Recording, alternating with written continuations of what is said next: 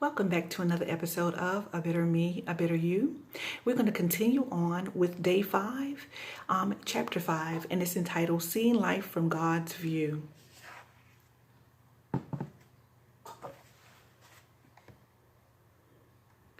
What is life? That comes out of the book of James, chapter 4, verse 14. We don't see things as they are, we see them as we are. That comes from Anas Nunn. That's a famous quote. The way you see your life shapes your life. How you define life determines your destiny. Your perspective will influence how you invest your time, your money, and your talents, and how you value relationships. One of the best ways to understand others is to ask them, how do you see your life?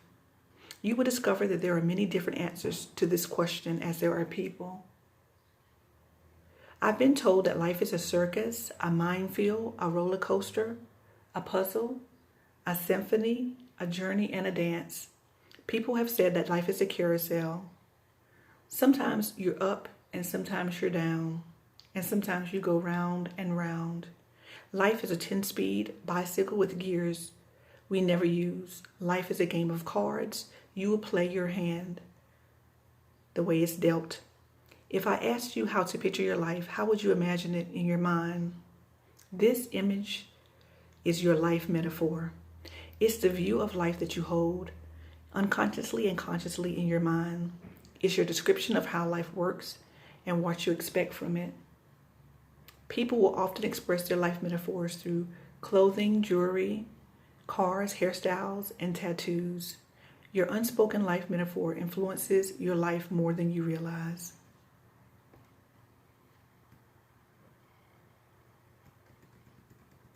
The Bible offers 3 metaphors that teaches us God's view of life.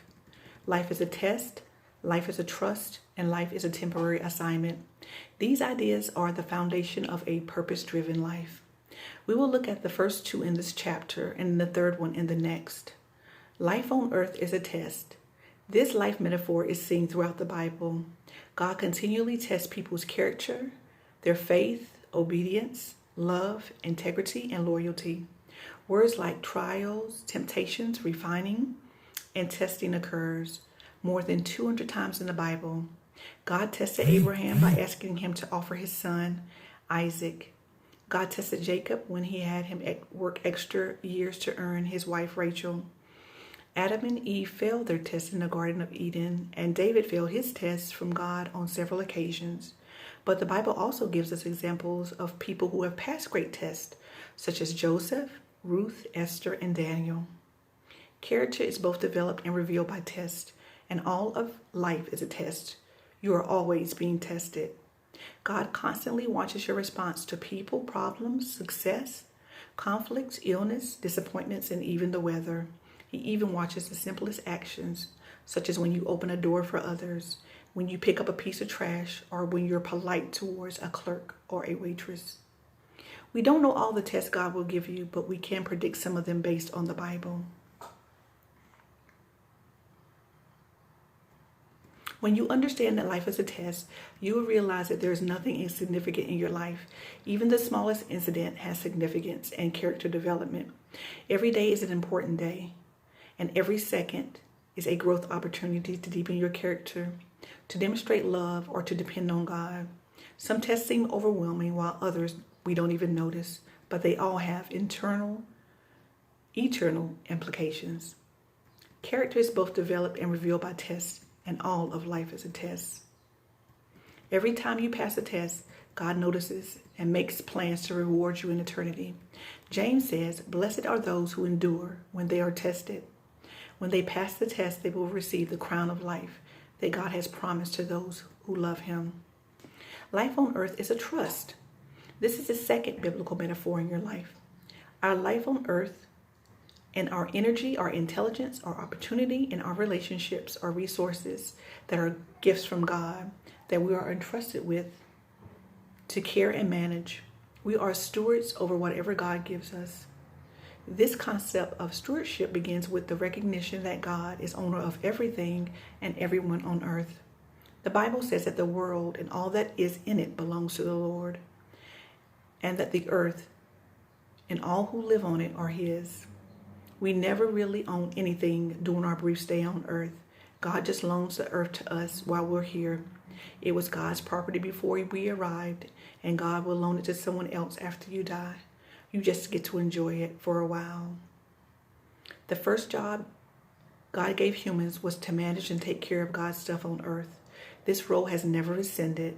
It is part of our purpose today. Everything that we enjoy is to be treated as a trust that God placed in our hands. The Bible says, "What do you have that God hasn't given you? And if all that you have is from God, why do you boast about what you have accomplished like it's something of your own?"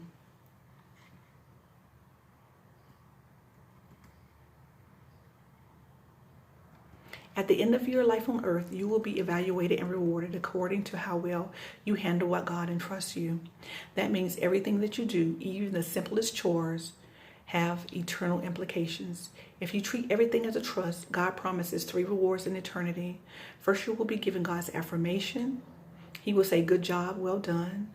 Next, you will be given a promotion, and you will be given greater responsibility in eternity.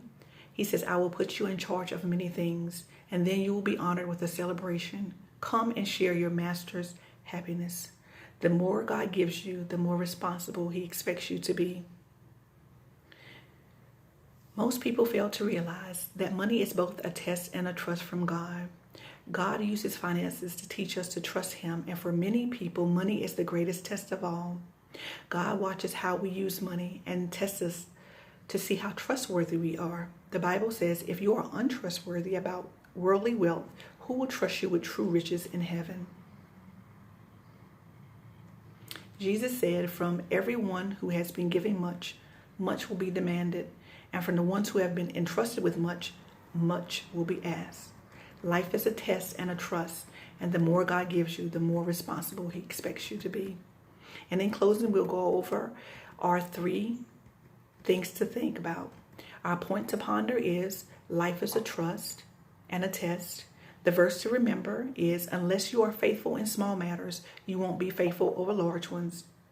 That comes from the book of Luke, chapter 16, verse 10. And a question to consider is, what has happened to me recently that I now realize was a test from God? What are the greatest matters God has entrusted to me? I think something that recently happened to me that I felt was a test from God. I think being patient.